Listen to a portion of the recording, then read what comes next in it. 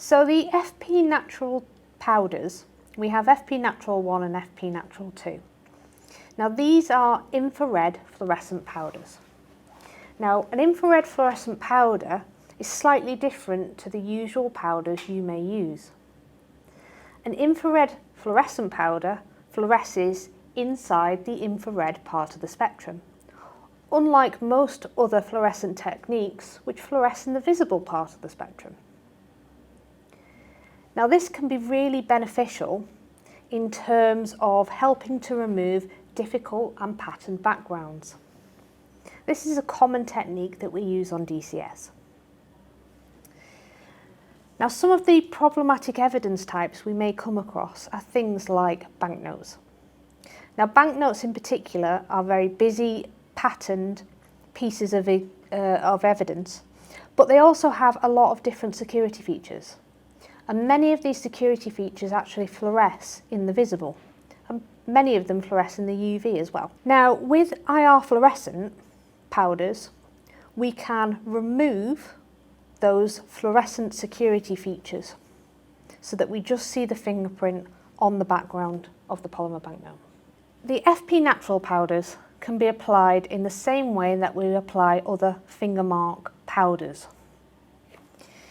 Now it can be applied directly to your sample, where it will stick to the biological residue, or if you have samples that have been treated with cyanoacrylate, you can put the powder on top of the cyanoacrylate. Now the powder is simply applied. You can use different types of brushes. Some people prefer the squirrel type brush. I find it works best with the Zephyr style brush. And we just get a very minute amount onto the brush.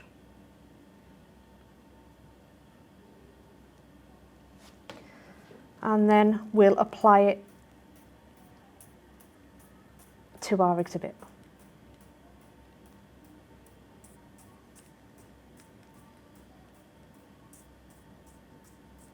Now it can be useful to also have a marabou style brush as well, just in case you have too much powder on the sample and you can just remove the excess powder.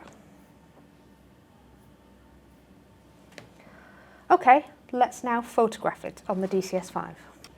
Okay, so what we have here is we have our banknote and we're just doing visible imaging in white light. And as you can see, we put the sample into the live view mode. There's fpNATURAL powder on both sides of this banknote, but we can't actually see it. Now this can be useful if you maybe need to use this type of fingerprint powder in covert situations.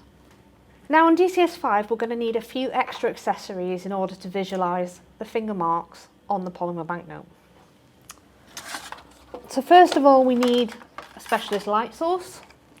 So with the DCS5 we have the 8x4 Mark II, and this has a blue, a red and an infrared light source, and these are all the light sources we need to use with an fpNATURAL powder. This is just added to the DCS.